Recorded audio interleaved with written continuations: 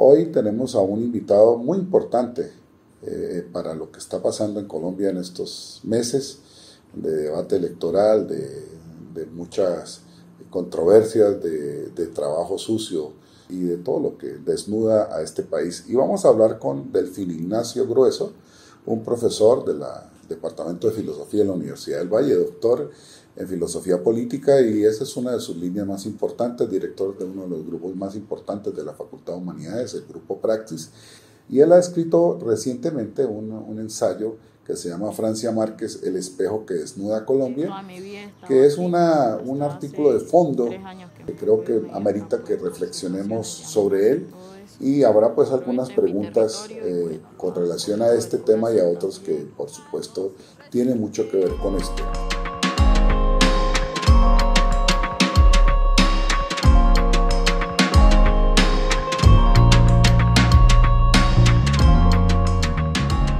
Bueno, empezar por preguntarte en qué momento te surge esta extraordinaria iniciativa de hacer esta reflexión que yo considero una de las más redondas y profundas que se ha hecho sobre este tema, de lo que ha suscitado la figura de Francia Márquez al ser escogida como candidata vicepresidencial de Gustavo Petro. Hay otras candidatas también de origen afro en otras banderías, pero ¿qué te ha suscitado a ti escribir este ensayo? El momento político colombiano es un momento muy álgido, como lo has dicho. Es una campaña en la que se juegan muchas cosas y por lo tanto es una campaña en la que se preveía, y ahora lo estamos viendo, la guerra sucia. Aún estamos a un mes antes de la primera vuelta. La guerra sucia va a ser un protagonista.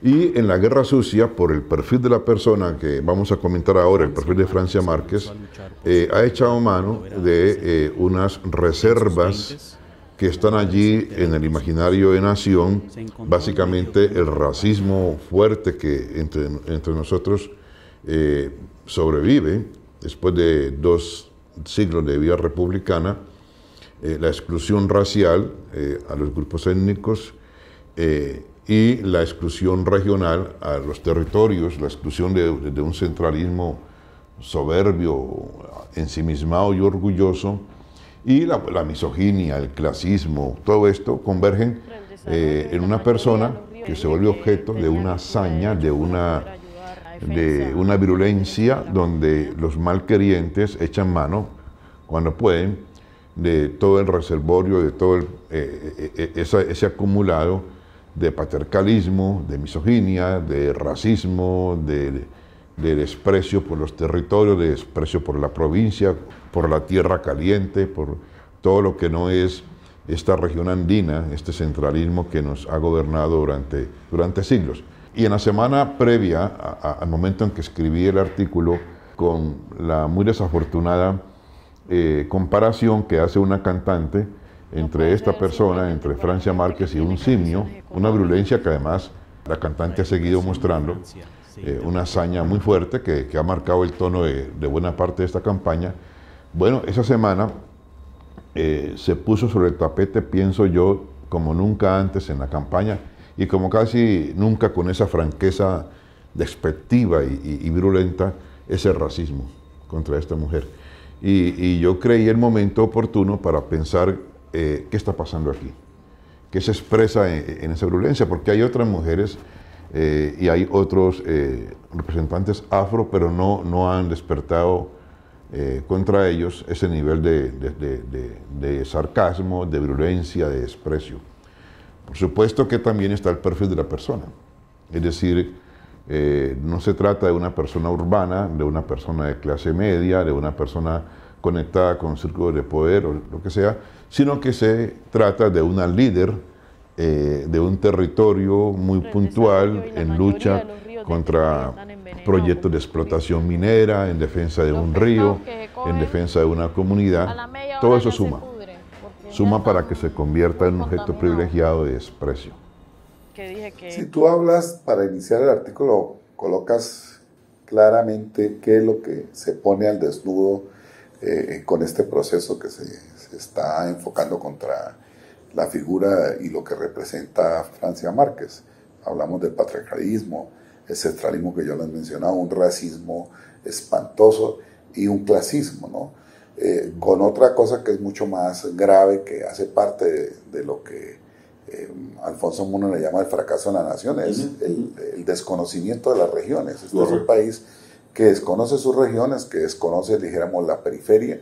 Para que hablemos un poco de este asunto que, dijéramos, es uno de los líos que Colombia no ha podido resolver. Yo en eso comparto mucho lo que dice Alfonso. Esta es una nación que no se ha terminado de construir como debería ser. En América, el proceso o la relación Estado-Nación es inverso al que se da en Europa. Allá, supuestamente, tampoco es tan cierto eso, las naciones preexisten a la creación de los estados. Y en América, los estados se crean sin que haya nación. Se les encarga a los estados la tarea de crear nación. Y hay un fracaso a lo largo del continente en relación con esto de cómo el Estado crea nación. Esto ocurre en México y en Chile y en Uruguay y en Bolivia y en Ecuador. En todas partes está el racismo, en toda parte está el conflicto entre el centro y la periferia, en toda parte se han perpetuado estructuras coloniales. Pero en Colombia hemos vivido eso con ciertas particularidades, por eso aquí se dan cosas que no se dan en el resto del continente. Y una de ellas es la inequidad social, la concentración de la riqueza, la concentración de la propiedad de la tierra, y también en Colombia la tensión centro-periferia que se da en todo el continente. En algunas partes el centro queda en la costa, como en Argentina o como en Perú. En otras partes del centro queda en el centro, como ocurre en México o en Colombia. Pero aquí hay una variable muy importante, ya que mencionas a Munera, que es el centro queda en el centro y además queda en lo alto. La altitud es una variable que no se da en otras partes. De pronto en Bolivia un poco, pero hay un imaginario que Munera muy bien señala, que comienza con el Sabio Caldas. La idea de que la cultura, la civilización y la esencia comienzan en las alturas y que las zonas bajas son zonas donde no puede haber cultura. Entonces, más que un olvido de la provincia, que eso se da en toda América Latina, aquí hay algo mucho más grave que el olvido, más grave que la invisibilización, y es una voluntad de exclusión. Es decir, es algo intencional, algo expresado con formato científico, y es una amputación simbólica de la patria. Recuerda lo que entendíamos hace 40, 50, 80 años por música colombiana, que es la música de Colombia, la música andina. Ahí no cabe nada que sea de los valles interandinos y de las dos costas, y menos aún la Orinoquía y la Amazonía. Entonces, aquí se ha amputado el territorio nacional en contra de las dos costas, en contra de los valles interandinos y en contra de la Amazonía y la Orinoquía. Ese centralismo mezclado con altitud es un rasgo muy importante de Colombia. Las tierras calientes no hacen parte del imaginario de nación. Hay una exclusión territorial, que además han sido los espacios en los cuales la guerra y el conflicto se ha dado siempre. Es decir, las guerras del siglo XIX y del siglo XX han corrido la frontera de esa patria imaginaria, porque las guerras se dan de preferencia en la región más allá de la tierra de la patria colombiana, que es la patria que se ve de Monserrate. Por eso yo traigo a colación a Miguel Antonio Caro. Yo combino un poco a Sabio Caldas y Miguel Antonio Caro con ese centralismo que muestra que Colombia es lo que se ve de Monserrate. Lo demás no existe. Es tierra de negros, es tierra de indios, es tierra de víboras, es tierra de zancudos, es tierra caliente. Y eso no es parte de la patria decente, ¿no? Tú recuerdas, por ejemplo, cuando García Márquez va a recibir el Premio Nobel a Estocolmo, y ya una cantidad de vallenatos y cosas de cumbia, y la gente decente dice, ¿cómo van a hacer el oso a Estocolmo, a Europa, a mostrar esa cantidad de negros y de corronchos? Esa es Colombia. Esa es la Colombia que está negando a esa Colombia que se llama ahora la Colombia profunda. Y eso vuelve y se expresa ahora con lo de Francia Márquez. La forma como se habla allá, los valores que hay allá, eso hay que desconocerlo, porque eso no es parte de la Colombia decente que se quiere mostrar, del imaginario de nación que nuestras élites quieren construir. Se acaba de publicar este libro de Natanael Díaz, del profesor Luis Carlos Castillo, un poeta en los laberintos de la política, y Manuel Zapata lo consideraba uno de los grandes iniciadores de la reivindicación de la negritud en Colombia, fue un parlamentario, fue un líder, un gran luchador, y estuvo en los movimientos de la época progresistas en su momento. Lástima que haya muerto tan joven. Pero te digo esto es porque esta región, que hoy se encarna en una figura como la de Francia Márquez, pues ya tiene un antecedente en figuras como la de Natanael Díaz, para que hagamos la conexión y por qué es tan importante esto que ha pasado y que vuelve otra vez y se pone en escena con la figura de Francia Márquez. Es una oportunidad buena para revisar la historia oficial del país. En un debate de vicepresidentes, el candidato a la vicepresidencia de Ingrid Betancourt, que es un coronel, le dice a Francia Márquez: a usted le dio la libertad José Hilario López. Eso es lo que la historia patria dice, ¿no? Los negros tienen que estar agradecidos por la forma como un presidente liberal les ha dado la libertad. Claro, eso desconoce la participación de los negros macheteros del Cauca en la revolución del medio siglo del XIX. A ellos nadie les regaló nada. Esta región del Palo, de lo que ahora se llama Protejada, esta región del norte del Cauca, Quintero, Villarrica, Gualí, esta región eran fundamentalmente regiones de negros y marrones. A diferencia de los negros de la costa pacífica, de Guapi, Timbiquí y Tumaco, la historia de la lucha en el norte del Cauca es diferente. Incluso toma en cuenta que, si bien mis ancestros vienen de la costa pacífica, de Barbacoas y de Tumaco, los que somos Grueso, los que somos Arboleda, los que somos López y Ortiz en la costa pacífica, Mosquera, tenemos el apellido de los Amos. En el norte del Cauca, los que son Mina, Pozú, Balanta, Lucumí, Carabalí, son etnias africanas. Es una diferencia importante entre ser negro del litoral y ser negro del norte del Cauca. Y eso va ligado a la historia, a la resistencia palenquera y cimarrona del norte del Cauca. Hilario López, pero sobre todo Tomás Cipriano de Mosquera y José María Obando, hacen sus guerras del siglo XIX en buena parte con negros del norte del Cauca. Incluso Tomás Cipriano de Mosquera tiene un hijo negro que muere en batalla, ¿no? Los negros tomaron las armas por su libertad. Eso se olvida, no fue ningún regalo. Y los negros continúan en lucha. Francia Márquez sigue luchando todavía por el río Ovejas, por su región, por su comunidad.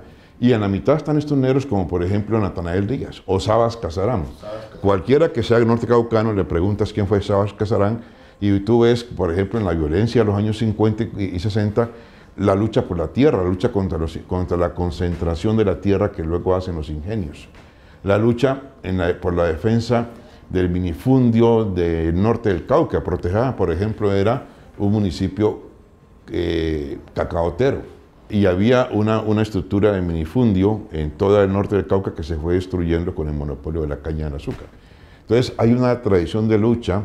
Estos negros han luchado por su cultura, por su tierra, por su región, por su comunidad, por su territorio.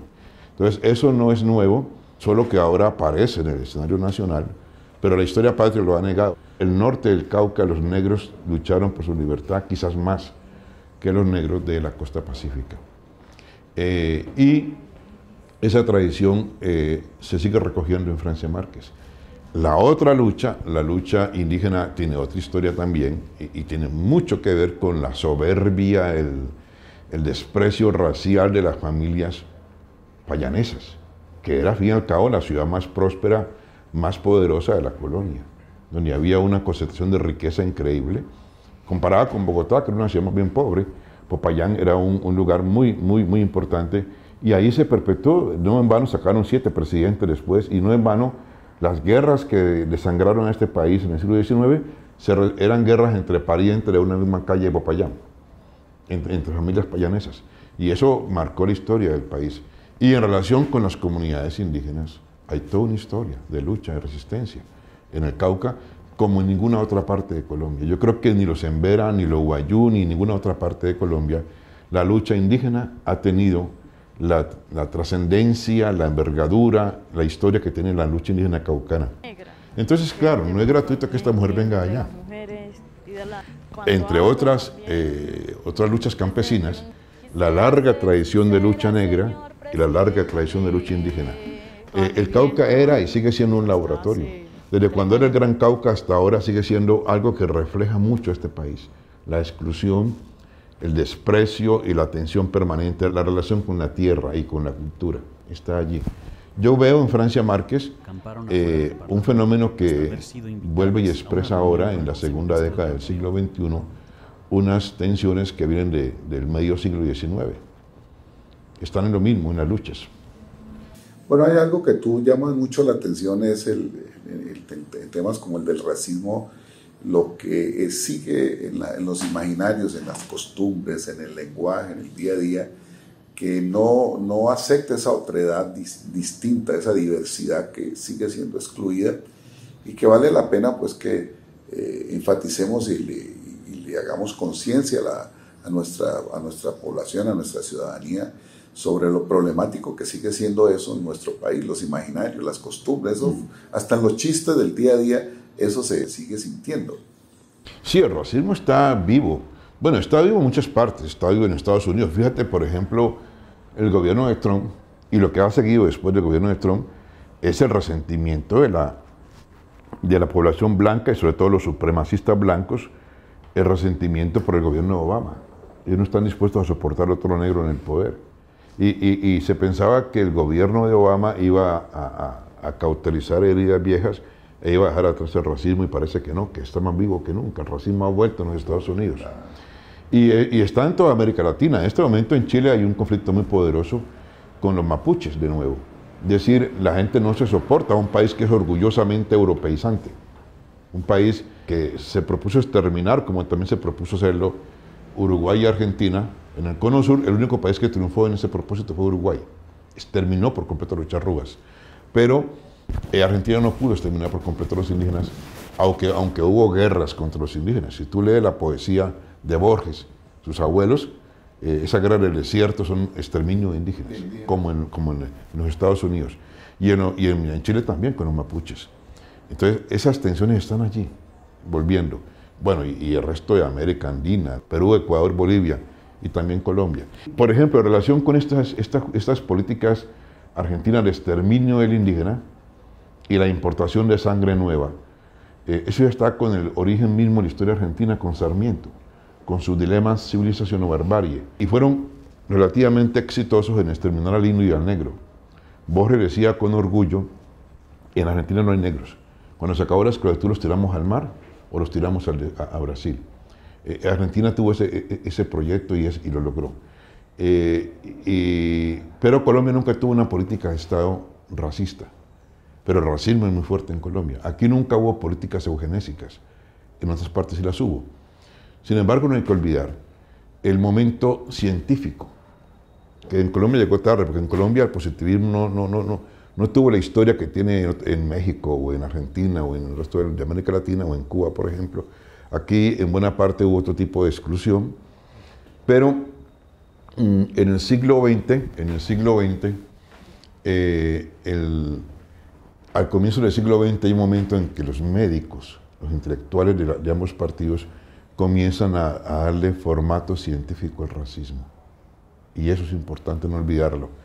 El debate de las razas en Colombia, que se da entre 1908 y 1940, en el que intervienen intelectuales de ambos partidos, y donde se trata de leer en clave científica por qué somos tan atrasados.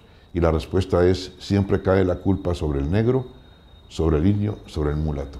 Tipos como Laureano Gómez caen todos en esa cosa. Y eso es importante porque eso le dio un refuerzo científico, entre comillas, al racismo, que hoy en día no se sostiene. Después de la Segunda Guerra Mundial nadie se atreve a decir eso, pero el racismo está allí. Eso le dio un refuerzo en Colombia muy importante.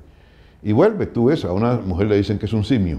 Sí, y vamos a hablar un poco de lo que sigue circulando entre nosotros, que son los estereotipos, ¿no? El costeño perezoso, el indio ladino, el pastuso bruto, todas estas cosas que existen entre nosotros, que es producto dijéramos, de ese lastre del cual comenzamos a liberarnos, pero que en casos como este vuelven a patalear, vuelven a colear, y que tú como un pensador de la política pues nos digas ante eso qué hacer. Hay que profundizar en nuestro imaginario, hay que profundizar en nuestra historia, hay que revisar el lenguaje, hay que plantear el debate, hay que tematizar lo que se oculta, hay que incluso revisar el humor, revisar el lenguaje, porque excluimos de muchas formas y a veces inconscientemente. Somos machistas y somos racistas y somos clasistas de maneras que no tenemos conciencia de que lo somos. Fíjate, por ejemplo, nosotros como cualquier extranjero que llega a Colombia y nos oye hablar de estrato 5, estrato 6, y ellos dicen, esta gente ha naturalizado un lenguaje excluyente. Uno dice, yo vivo en el estrato 6 o en el estrato 4, y a cualquier extranjero dice, qué odioso que un pueblo haya aceptado esa clasificación. La que nos divide por clases, las que nos divide por razas, las que nos divide por ingresos. Eso hay que tematizarlo. Hay cosas que el ojo de un foráneo puede ver y aquí no lo vemos. No somos conscientes de eso. Entonces, hay que verbalizar, hay que tematizar, hay que visibilizar, y en esto puede ayudar mucho la academia, los sociólogos, los historiadores, los antropólogos, ayudarnos a tomar conciencia de cuán excluyentes somos, de cuán soberbios somos en la relación con el otro. En Colombia hemos tenido un momento muy importante, un momento jurídico, político, que fue la reforma del 91, que un poco sacudió ese imaginario de nación que nos heredó Miguel Antonio Caro, que es muy bogotano, muy católico, muy blanco, muy excluyente. Se logró un reconocimiento constitucional de que somos un país pluriétnico y multicultural, pero ese reconocimiento todavía está en el papel. Se han logrado avances, claro, en lo político, en lo jurídico, en lo educativo, pero todavía tenemos mucho por hacer. Y este fenómeno de Francia Márquez pone sobre el tapete, a propósito de lo político, cuánto todavía tenemos pendiente en materia de la inclusión en el proceso inacabado de construcción de nación. Estamos allí muy crudos y es necesario tomar conciencia. Estos terremotos deben sacudir un poco nuestro imaginario de nación. Pensar otra vez qué somos como país. No solamente la selección Colombia, es que aquí hay una cosa muy importante que tenemos que revisar. La composición étnica, cultural, religiosa, social de este país, que ha sufrido una amputación que sigue siendo poderosa.